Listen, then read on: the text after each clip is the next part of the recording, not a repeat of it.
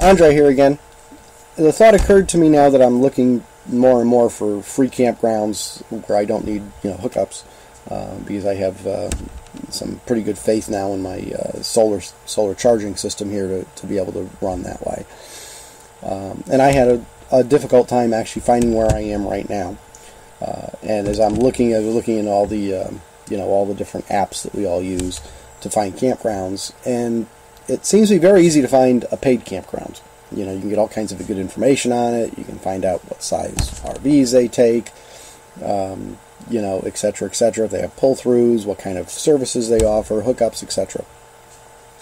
But the free campgrounds seem to be much harder to find. For instance, where I am right now, I'm in the North Face recreation area here in Fort Thompson, South Dakota. When I was looking on, for instance, Allstays is where I found it. None of the other ones even mentioned it. But on Allstays, I found this campground, but the campground is marked as tents only, or it says tents. So I said, okay, well, I'm certainly not a tent. I'm a 36-foot RV towing a trailer, or a car, so I'm certainly not going to fit in here. There are 4 or 5 campgrounds or recreation areas here that the U.S. Army Corps of Engineers runs, and within like a couple miles right around the dam on both sides. So there was another campground here called the Old Fort Thompson Recreation Area, which was marked on Allstays as you can stay there and it's big enough for RVs. So I went there. When I first got here, I went there, and I stayed there actually for 12 days.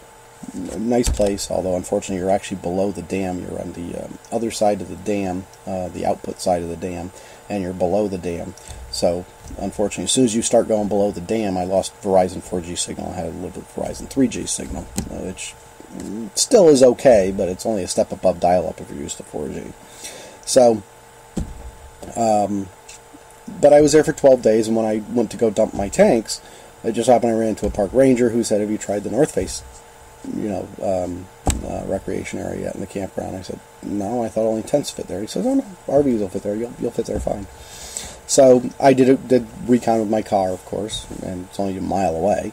But I went to my, I drove to where I thought it was. There's a sign, says North Face Recreation Area. Right to the left of that sign is a road. I went down the road. Well, the road is about 100 feet long, dirt road, and it basically culminates in a big, almost like a dead end type thing. But I'm very happy I didn't have my RV with me. I drove my RV down there, especially if it was towing my car, because I'd be unhooking up my car and then trying to figure out how nicely to turn around my RV and rehook up my car to get out of there again. So when I got out of there, I said, well, the park ranger said that there is a place here, so obviously must be a place, a campground, where I can fit my RV, so I kept going. And about 1,000 feet after that sign, there's an itty-bitty little one-way sign. Normal, typical street one-way sign on the right of the road, and to the left is a little road. You take the left, and sure enough, it's a normal campground loop. What you would expect a campground loop with like 25 spots, beautiful spots. You're right on the shore of Lake Sharp, the artificial lake that the dam is created, and there is a public toilet, and there are dumpsters and stuff like that to throw garbage away. There are no hookups, which is perfectly fine. It is free. But the spots are beautiful. There's fire rings and picnic tables for the spots.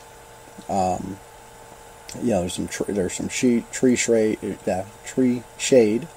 I'll try that again. And of course, with solar panels, you try to find the ones that have the least shade, and I found a couple spots that work pretty well, I think. So even if you have solar panels, a couple spots will work fine. And the spots are paved normal spots for back-end spots. So perfectly, and they're more than large enough for my RV plus my car. So they're very large spots. So anyway, the thought occurred to me is what I'd love to see, and hopefully other full-time RVers will do this too, that do boondocking or whatever. Instead of me telling you about it, I'm going to video it for you, and I'll call the series the Last Mile series.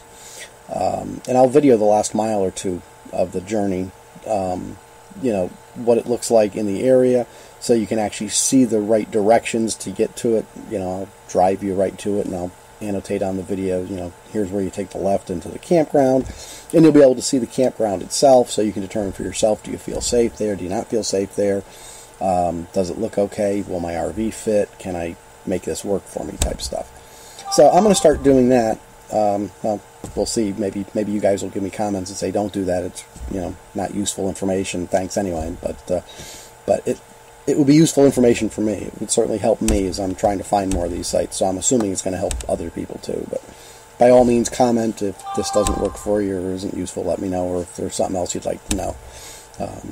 So at any rate, hopefully this is useful for you. Please comment, suggestions, ideas. For everything from this sucks Android, please don't do this again, to thanks, whatever the case may be.